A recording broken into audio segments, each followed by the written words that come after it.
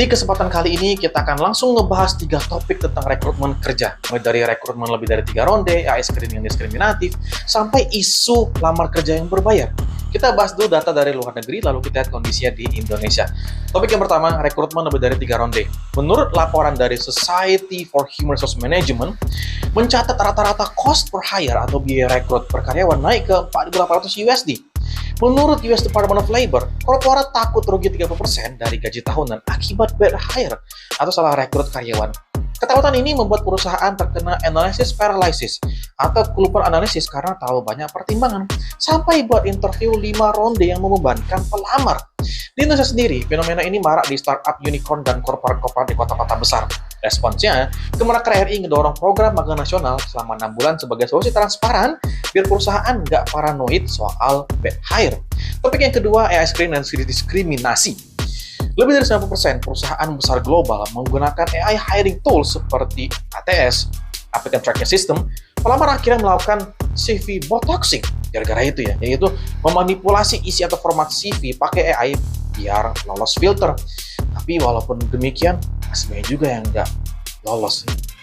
Menurut studi dari Stanford Human Centered Artificial Intelligence, dari 3,4 juta pelamar ngebuktiin AI rekrutmen ini menciptakan black box, yaitu sistem tertutup yang proses keputusannya tidak transparan dan bias karena menolak kandidat yang sebenarnya berbakat cuma gara-gara keyword yang mismatch atau formatnya nggak sesuai.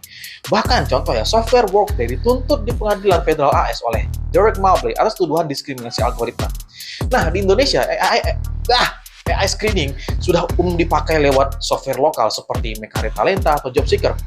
Dan menanggapi bias algoritma ini, pemerintah Indonesia merancang draft Perpres Etika AI yang mewajibkan human oversight atau pengawasan manusia dan melarang diskriminasi.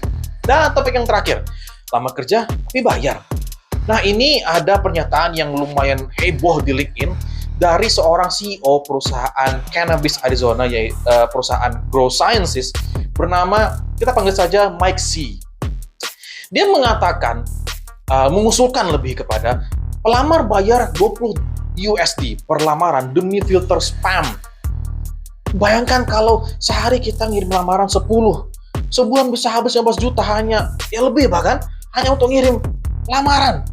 Dan di Indonesia, kita balik ke kita lagi, praktik ini mewujud dalam fenomena loker palsu berbayar. Padahal, Pasal 54 Permenaker nomor 39 tahun 2016 tegas melarang pungutan biaya apapun ke pencari kerja. Plus, surat edaran Menaker, surely melarang keras syarat diskriminatif seperti good looking atau batasan umur yang sebenarnya nggak begitu relevan.